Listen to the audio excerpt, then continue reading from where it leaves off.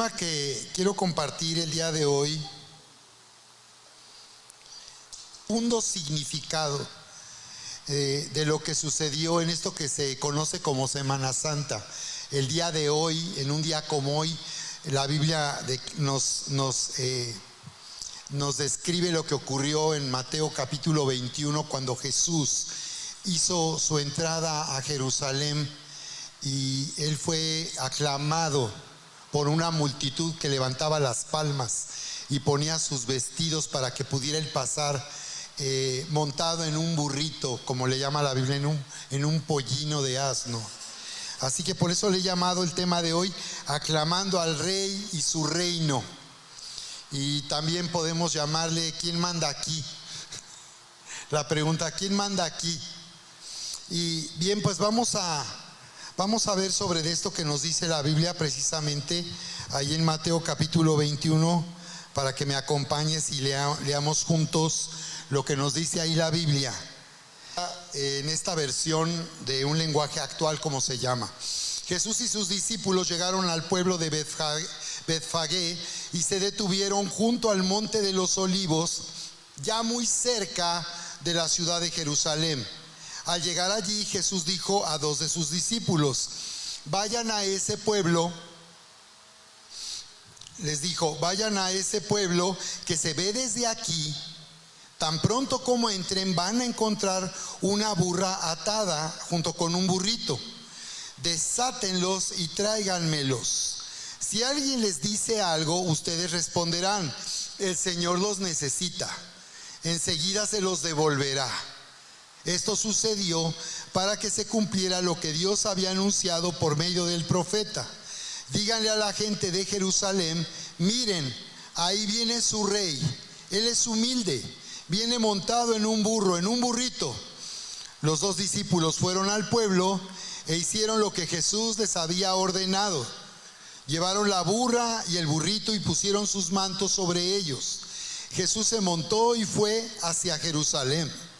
Muchas personas empezaron a extender sus mantos en el camino por donde iba a pasar Jesús. Otros cortaron ramas de árboles y también las pusieron como alfombra en el suelo. Y toda la gente, tanto la que iba delante de él como la que iba detrás, gritaba: sálvanos, Mesías nuestro, bendito tú que vienes en el nombre de Dios. Por favor, sálvanos, Dios Altísimo. Cuando Jesús entró en la ciudad de Jerusalén, toda la gente se alborotó y decía: ¿quién es este hombre? Y los que venían con Jesús contestaban: es Jesús, el profeta.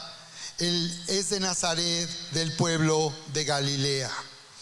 Así que vemos aquí que nos dice la Escritura que Jesús, cuando vino ese día, vino cumpliendo con una profecía antigua.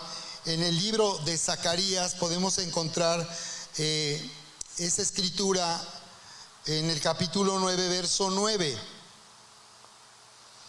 Precisamente dice que lo que él hizo, lo hizo para que se cumpliera lo que había sido anunciado por el profeta. Escrito en Zacarías 9:9. Y en esta versión dice, precisamente el verso 9 dice: alégrate mucho, hija de Sión, da voces de júbilo, hija de Jerusalén, he aquí tu rey vendrá a ti.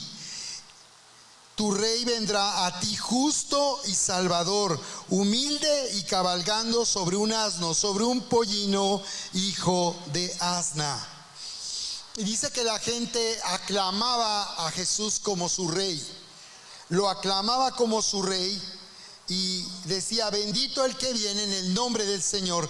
La palabra Hosanna en hebreo, esa palabra Hosanna o Hosana que decimos en español, pero en hebreo es Hosanna, significa: sálvanos ahora, por favor, rescátanos. Y en la Biblia estaba dirigida esa expresión a los reyes. Eso se decía a los reyes cuando eran ungidos para reinar sobre Israel, como vemos en 2 de Samuel 14:4 y en 2 de Reyes 6:26. Entonces la palabra nos dice cómo Jesús lo que hizo ese día fue para dar cumplimiento y revelar pública y abiertamente su verdadera identidad, porque hasta entonces el Señor Jesús había sido muy discreto, y cuando incluso alguien reconocía que Él era el Mesías, la palabra Mesías se traduce del hebreo Masaya y al griego es Cristo, y estamos acostumbrados a oír esto. Pero el profundo significado de este título dado a Jesús significaba que él había sido el ungido para gobernar sobre la nación de Israel y sobre el mundo entero.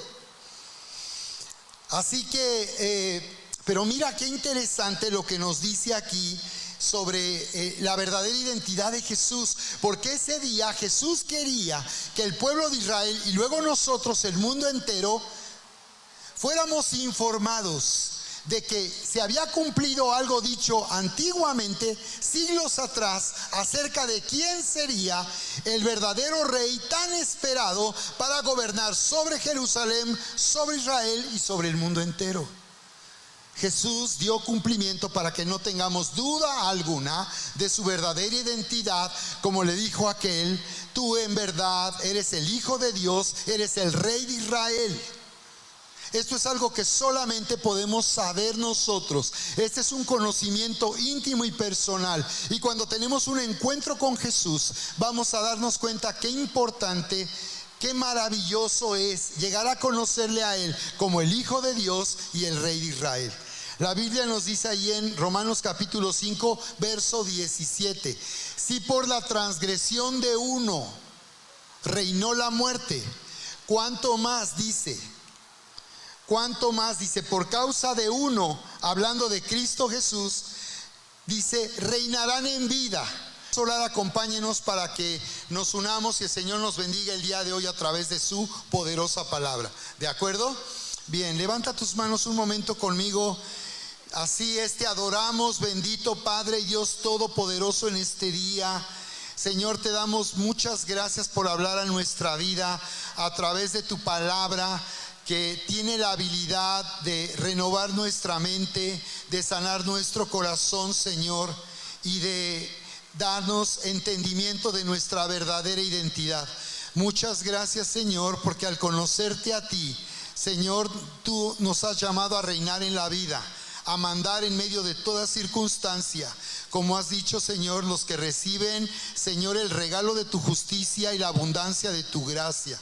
Así que te damos gracias, Padre, en el nombre poderoso de Jesús. Di conmigo: Señor, yo recibo en este día tu poderosa palabra, creyendo que yo soy quien tu palabra dice que soy, que tengo lo que tu palabra dice que tengo y que puedo hacer lo que tu palabra dice que puedo hacer. Está hecho en Cristo Jesús. Dale fuerte aplauso en alabanza y adoración. ¿Bien? Sí, wow. Si podemos poner en pantalla, Alex, la palabra parusía en el griego, cuando se refiere a la venida de Jesús.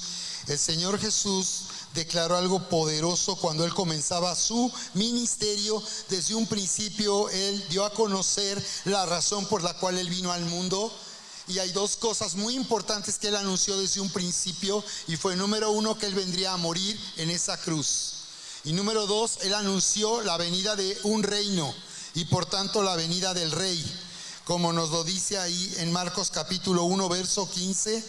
Marcos capítulo 1, verso 15, el Señor declaró en el comienzo de su ministerio para salvar al mundo. Él dijo: el tiempo se ha cumplido y el reino de Dios se ha acercado. Arrepiéntanse y crean en el Evangelio. Observen, jóvenes, cómo el Señor nos está llamando a conocerle. Y cómo nos está diciendo, chicos, dice, cómo el Señor vino para cumplir con el tiempo. ¿Se cumplió el tiempo? Entonces quiere decir que hay un plan de parte de Dios. Que Él tenía un plan, y cuando Jesús vino se estaba cumpliendo lo que Dios había programado y lo que había planeado para salvarnos. Así es. Dice que el tiempo se había cumplido. Había llegado el tiempo de terminar con una dictadura de terror, Porque lo que vamos a ver es que el Señor Jesús vino a reinar para derrocar en nuestra vida todo lo que nos lastima, todo lo que puede hacernos daño y todo lo que puede hacernos mal. ¿No es eso maravilloso? Aclamar a nuestro Rey por sabiendo que Él vino a derrocar todo aquello que nuestra vida y que esté en nosotros está inclinado al mal, que nos puede lastimar y nos puede destruir. Él vino a salvarnos, Él vino a salvarnos porque Él nos ama. Así que fíjate ahí la palabra parusía, que es, porque el Señor es lo que declaraba: el reino de Dios se ha acercado, el reino de Dios ha venido. Y esta palabra en el griego para parusía tiene todo este significado para nosotros. Yo quiero que el día de hoy, como me gustaría que te impactaras de saber que hay un nuevo reino y un nuevo rey que quiere venir a tu vida y quiere transformar tu vida para hacerte prosperar y para bendecirte de la manera en que aún tú no puedes imaginar. Porque dice en Efesios capítulo 3 verso 20 que aquel que es poderoso para hacer todas las cosas mucho más abundantemente de lo que pedimos o podemos imaginar, a Él sea la gloria, dice, en su iglesia por los siglos de los siglos en Cristo Jesús, dice. Y mira, aquí dice que uno de los significados de esta palabra parusía era la venida de un rey o de un emperador, de una persona importante, que cuando venía requería su visita a una serie de preparativos. Y precisamente lo primero que significa es que se imponían tributos para regalar al rey una corona de oro. Dice que eso significaba la palabra la venida de un rey. Por tanto, en tiempos antiguos, cada vez que había una parusía o la venida de un rey, la gente entendía la importancia trascendental de ver a ese rey, de poder ver con sus ojos a ese rey, al punto que le honraban y por tanto se decretaban impuestos para que con ello se pudiera honrar al rey dándole una corona de oro, poniendo una corona de oro en su cabeza. Número 2, significaba el comienzo de una nueva era.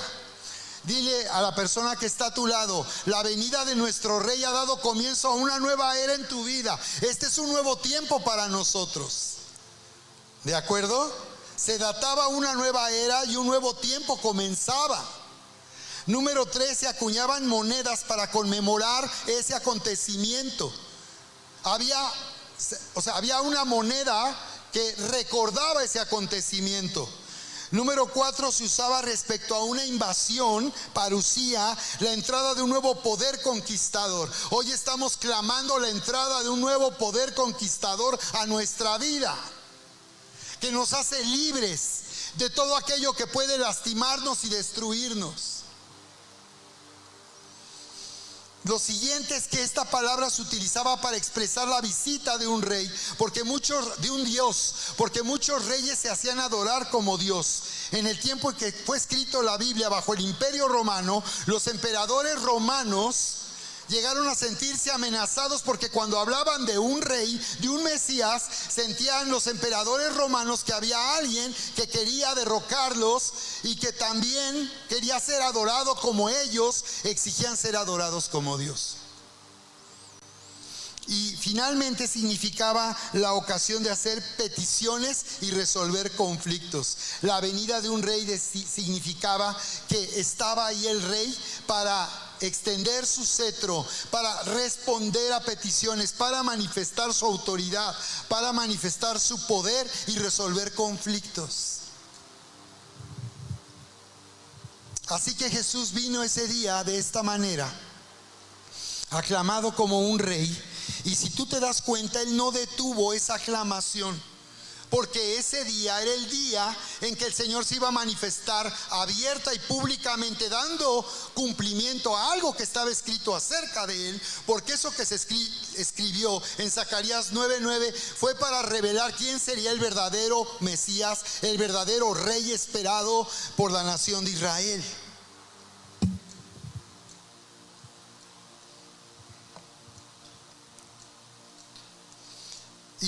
los detalles que nos describe aquí la Escritura por causa de esto son interesantes estos detalles. Para empezar, quiero que sepan que la venida de ese día del Señor Jesús sí tenía que ver con la celebración de la Pascua. Esa semana era la celebración de la Pascua para el pueblo de Israel.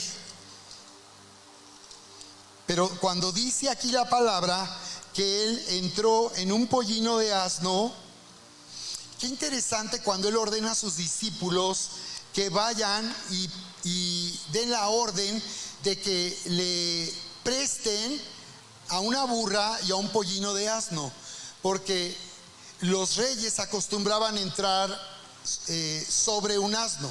De hecho, hasta el reinado de Salomón, del rey Salomón, la gente se transportaba pues en los autos compactos de la época, que eran los burros. La gente andaba en burro, como en muchos pueblos de México, donde la gente, pues yo cuando iba de vacaciones, algunas veces llegamos a ir de vacaciones al rancho de mis abuelos en el pueblo de Chapa de Mota, cerca de Jilotepec. Pues era divertido para nosotros como niños ver un burro y subirse a un burro, y de esa forma la gente se movía en esa época. Bueno, les estoy hablando de hace muchos años. Imagínate, en ese pueblo no había luz, la gente cocinaba en la fogata. Recuerdo que años después abrieron una tiendita y ir a comprar pan ahí pues era un verdadero lujo. Bueno, pues después del tiempo de Salomón, que él metió los caballos, bueno, empezó a hacerse más común el uso de los caballos, pero en Israel quedó la tradición de que la entrada de un rey era sobre un asno, que era en aquel tiempo un burro, era el medio privilegiado para transportarse, porque no crean que todos tenían su burro en casa. La gente no decía, y eso pues es para que amarres tu burro, no. Era raro que alguien pudiera tener un burro para poder transportarse. Pero Jesús no entró como un conquistador poderoso en un caballo blanco, sino entró de una manera humilde, sobre un pollino de asno. Pero fíjate qué interesante, Él dio la orden. Y cómo cuando llegan los discípulos y le dicen, el Señor necesita esta burra y este burrito, se los entregaron sin conocerlos. ¿Tú le prestarías a un extraño tu auto? Préstame tu carro porque se necesita. Ah, caray, ¿quién lo necesita? Imagínate. Qué interesante cómo para ese cumplimiento, y quiero que veas aquí que cuando este rey se prepara para dar cumplimiento a algo, él se encarga de todo. O sea, estos detalles son importantes porque nos hablan de que cuando el Señor va a hacer realidad que algo suceda, Él se encarga de que todo se ordene y todo se prepare y las cosas estén listas para que las cosas sucedan. Imagínate que el de la casa le hubiera dicho, no, yo no conozco a Jesús de Nazaret, de ninguna manera les voy a prestar mi burra ni mi burrito. Imagínate que se pone rejego el Señor. Pero cómo Dios se encarga y puso en el corazón de ese hombre entender que ese día iba a ocurrir un gran acontecimiento y que había la orden del rey para que se le prestara la burra y el burrito. Y quiero que veas aquí el dominio, la autoridad y la influencia que tiene el Señor Jesús, a quien nosotros aclamamos como a su reino y a quien nosotros adoramos y servimos. ¿De acuerdo? Entonces, esto es importante, la forma, el cumplimiento de este anuncio profético, y que esa multitud declarara algo tan poderoso. Y les decía, Hosana, bendito el que viene en el nombre del Señor. Ellos estaban aclamándole, porque en tiempos antiguos esa expresión era usada para decirle al rey, tú estás aquí y estamos creyendo que tú estás aquí para salvarnos. Sálvanos ahora, haznos prosperar ahora. Ellos estaban esperando en la autoridad y el poder de un rey que tenía el dominio de la situación y que lo que él ordenara se iba a cumplir. Ese es el profundo significado, que esa multitud reconociera a Jesús de esa manera. Por eso esas palmas que eran utilizadas de esa forma para aclamar a un rey. Y por otra parte, esto nos recuerda lo que nos dice en Éxodo en el capítulo 12, el día que Jesús ese domingo, un día como hoy, entró a Jerusalén. Vean conmigo lo que dice Éxodo capítulo 12, cuando el Señor dio instrucciones al pueblo de Israel para sacrificar un cordero en lo que después se llamó la Pascua. La Pascua, de la palabra hebrea Peshach, que significa pasar de largo, porque en esa noche el Señor iba a hacer que viniera sobre Egipto, donde el pueblo de Israel estaba como esclavo desde hacía más de 430 años. Habían caído 9 plagas y el faraón no los quería dejar libres. Y vino esta última plaga, que consistiría en que vendría muerte sobre Egipto, sobre los primogénitos. Y el Señor dio la orden que prepararan, las familias de Israel se prepararan para esa noche y que sacrificaran un cordero. Mira lo que nos dice ahí Éxodo 12, en el verso 1. Dice: cuando Moisés y Aarón aún estaban en Egipto, Dios les dijo: este mes será para ustedes el primer mes del año y el más importante. Este acontecimiento fue tan importante en Israel que Dios dijo que sería el comienzo del año. Ellos comenzaban el año en estas fechas. Cambia la fecha de Semana Santa de acuerdo al equinoccio. De acuerdo, o sea, la precisión, hay una precisión que podemos ver en el viaje del sol a través del año, y es eso lo que permite identificar cuál es la fecha exacta, que fue la fecha en que Dios hizo que el pueblo de Israel saliera de Egipto libre de la esclavitud. Entonces les dijo esto, que ese acontecimiento marcaría para ellos el comienzo de un nuevo tiempo y de una nueva vida, porque dejarían de ser esclavos en Egipto para llegar a ser libres y dar comienzo a una nueva vida como una nación escogida por Dios, a la que Dios les llamó su especial tesoro. Mira lo que dice entonces: digan a todos los israelitas que el día 10 de este mes cada familia debe apartar un cordero o un cabrito para comérselo. Los animales deben ser machos, de tan solo 1 año de edad y sin ningún defecto. Pero asegúrense de que el animal que elijan alcance para todos, pues cada miembro de la familia debe comerlo acostumbrado. Si alguna familia es muy pequeña como para comerse todo el animal, deberá compartirlo con la familia vecina. Verso 6: cuando cada familia haya apartado su animal, deberá guardarlo hasta el día 14 de este mes, y ese día al atardecer lo matará. Eso fue lo que hizo Jesús. El día que Él se presentó, dio cumplimiento a esta orden del Señor, a esta instrucción, de modo que el día que el Señor llegó a Jerusalén era el día que se tenía que apartar el cordero para 4 días después sacrificarlo. Por eso Juan el Bautista dijo: he aquí el Cordero de Dios que quita el pecado del mundo. Lo que él estaba anunciando es que a través de ese sacrificio finalmente vendría salvación, no a través de nuestras obras, sino lo que estaba declarando es que era necesario un sacrificio, y que sobre ese cordero sacrificado, que tomaría el lugar, o sería por causa de los pecados y las maldades de Israel, vendría el juicio de Dios sobre los pecados del pueblo de Israel. Y que a través de ese juicio sobre ese cordero sacrificado, Dios se reconciliaría con su pueblo, serían unidos a Él para vivir nuevamente unidos a Él y poder disfrutar de toda la bendición y todo el bienestar que Dios quería darles. ¿De acuerdo? Así que aún esto es importante, porque Jesús venía como ese cordero preparado para quitar toda barrera que nos separaba de Dios, para sanar nuestra conciencia, para hacernos saber que la razón por la cual nos sentimos indignos y nos sentimos culpables es porque nosotros es necesario tratar con ese pecado y esa maldad, y que el Señor, a través de ese cordero que es una víctima, porque sería un animal ajeno totalmente a lo que la persona había hecho.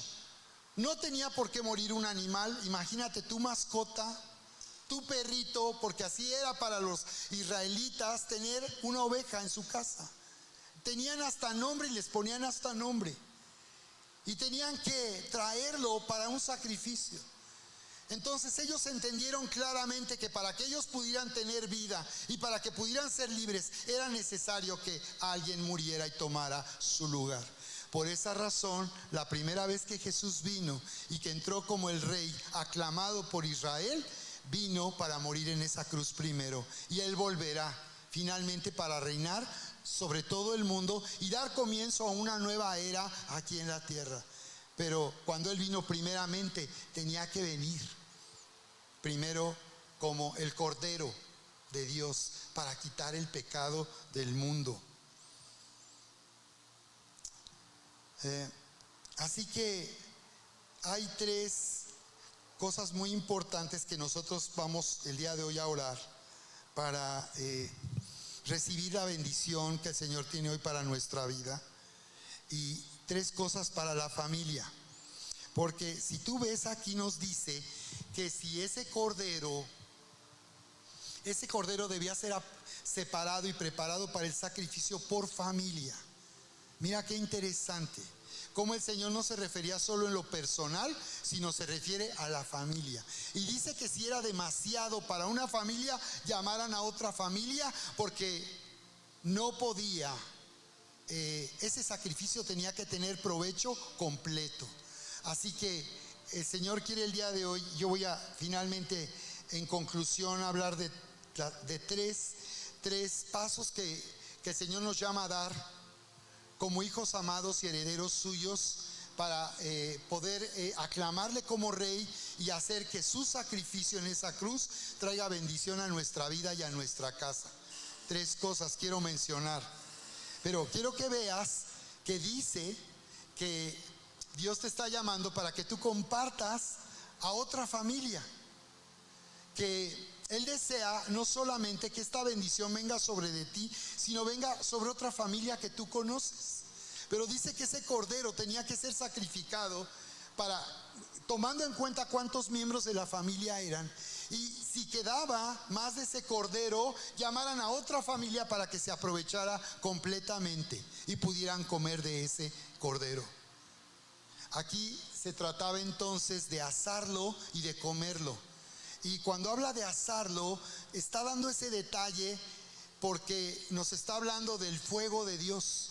Nos está diciendo que este cordero llevó sobre sí mismo el fuego del juicio que debíamos recibir nosotros por estar separados de Dios.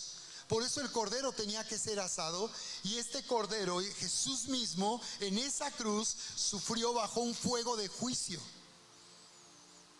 para que nosotros podamos ser perdonados y podamos comenzar un nuevo tiempo, una nueva vida. Entonces, número 1, recibe sanidad para tu familia a través del sacrificio de Jesús. Recibe sanidad para tu familia, porque a través de Jesús podemos entender cómo todo aquello que nos ha lastimado, jóvenes, en tu casa, en tu familia, la forma en que tus padres han podido hacerte sentir mal o te han lastimado, o ustedes papás, la forma en que un hijo pudo haberles faltado al respeto o no honrarles de la forma apropiada.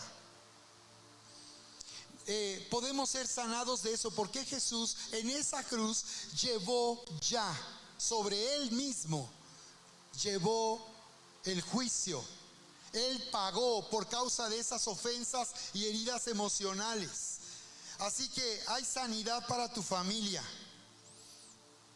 porque la familia fue diseñada por Dios como un lugar seguro para nosotros, donde nos sintiéramos amados, aceptados, aprobados, donde nos sintiéramos honrados. Pero cuando la familia se convierte en un lugar donde mi vida es lastimada, donde mi vida es agraviada, el Señor Jesús viene para traer sobre nuestra casa, porque recuerden que ese cordero tenía que ser comido en familia.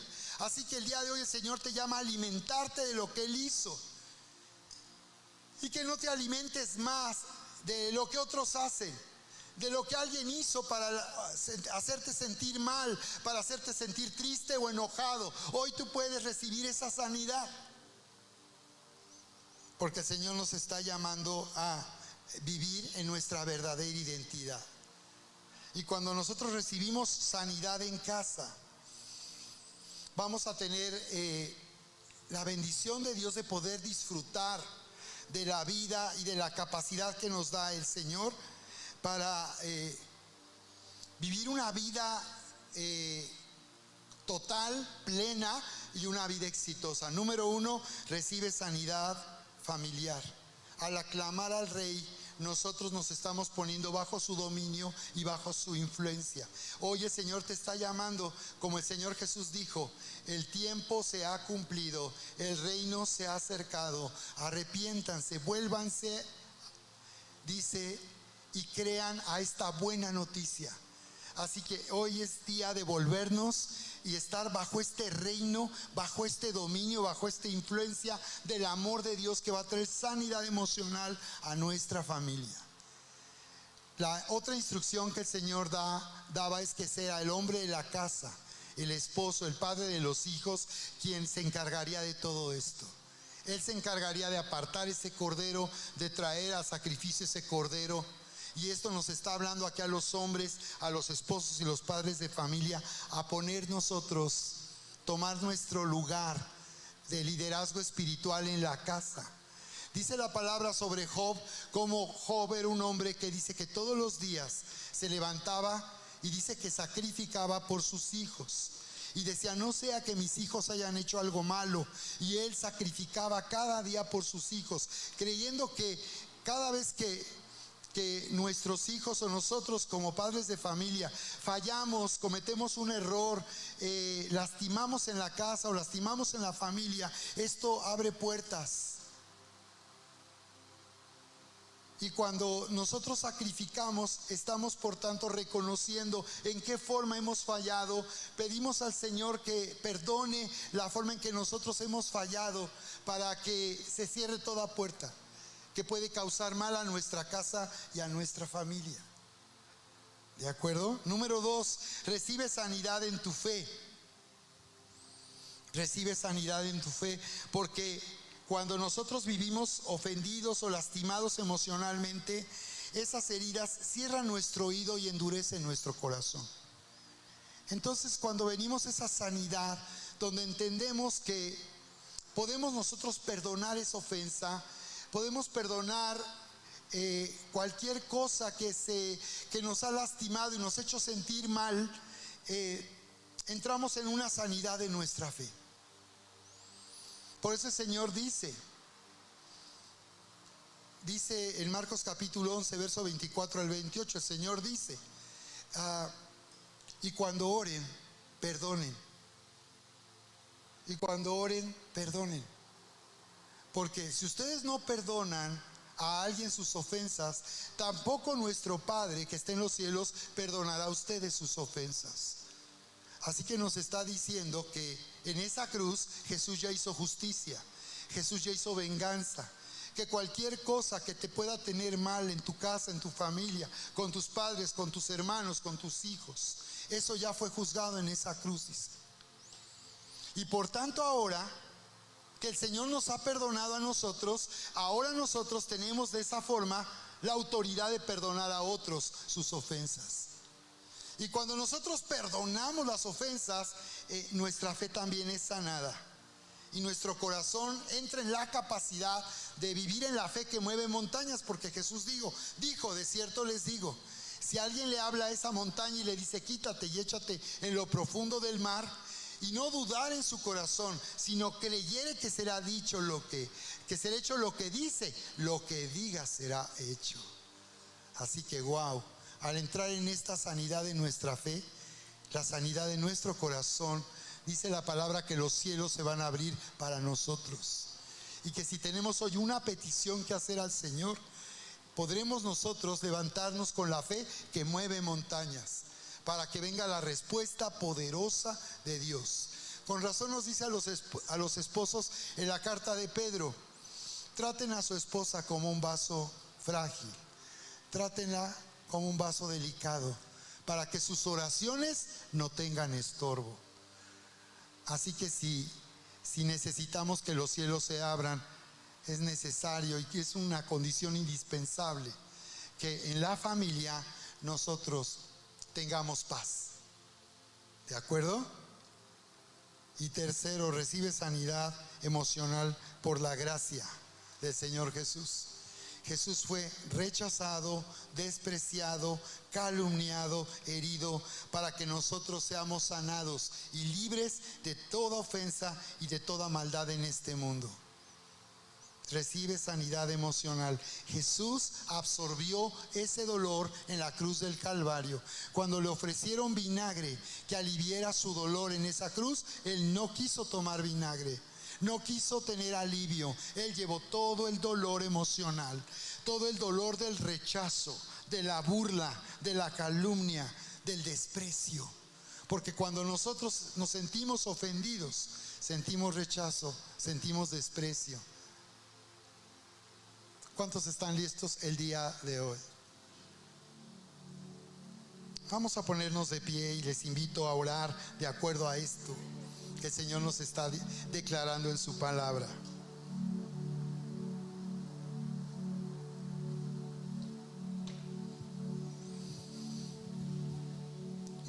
Miren lo que nos dice, familia, la Escritura acerca del conflicto que vivimos nosotros y por el cual necesitamos la invasión de este poder en nuestra vida.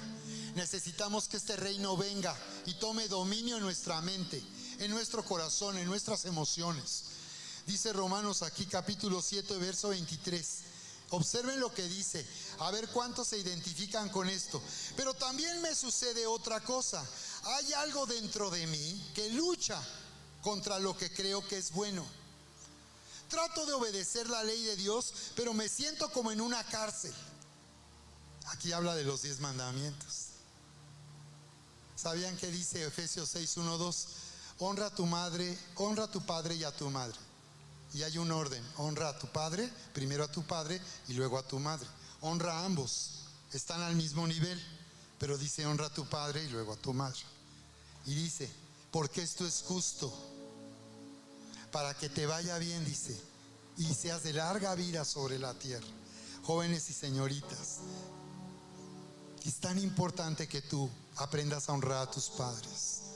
Y no quiere decir que no puedas hablar con ellos de lo que te lastima, de lo que los papás hemos hecho mal. A veces los papás se nos chispotea. Andamos como el Chavo del 8 y se nos chispotea. Y decimos como el Chavo del 8, pero ¿por qué te enojas? Pero no te enojes. Entonces sigue diciendo, pero me siento como en una cárcel, donde lo único que puedo hacer es el mal, es hacer cosas, es lo malo. Sinceramente deseo obedecer la ley de Dios, pero no puedo. Si hay algo que a un joven, una señorita le pueda causar frustración, es que se le diga, cálmate o no te enojes, porque tú sientes que no puedes con eso. Si hay algo que te cuesta tanto trabajo, le cuesta tanto trabajo a nuestros hijos, es cuando le decimos lo que tiene que hacer: pórtate bien. Por eso muchos creen que es buena le llaman ¿cómo le llaman? El mandamiento inverso. Recuérdenme, ¿cómo le llaman? Es decir, si tú le dices levántate, él va a querer estar sentado. Si tú quieres que él se levante, dile siéntate.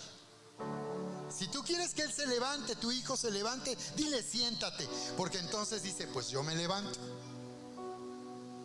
Psicología inversa le llaman. ¿Habían oído de la psicología inversa, jóvenes?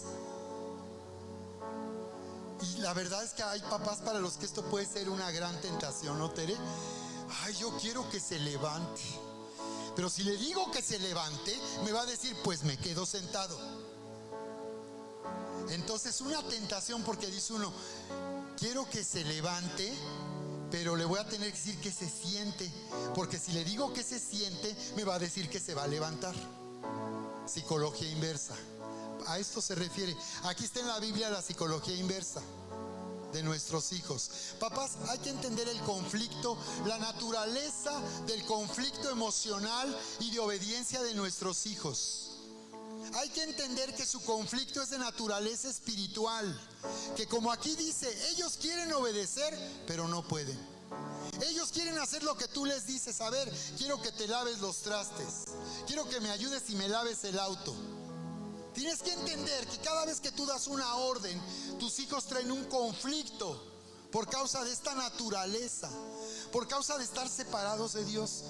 Entonces, necesitamos, por tanto, ayudar a nuestros hijos a vivir en una vida espiritual. Porque aún honrar a los padres no es posible si nuestros hijos no son espirituales. Si ellos no tienen el amor de Dios en sus vidas, si no tienen la vida de Dios, no podrán vivir la vida de Dios. ¿Te das cuenta? Sinceramente deseo obedecer la ley de Dios, pero no puedo dejar de pecar porque mi cuerpo es débil para obedecer. ¿Oyeron, papás, cómo dice? ¿Mi cuerpo qué? ¿Mi cuerpo qué? ¿Mi cuerpo qué? Mi cuerpo es débil para obedecer. O sea, habla del cuerpo, que en este cuerpo hay una naturaleza incapaz de hacer el bien y que siempre está inclinada al mal.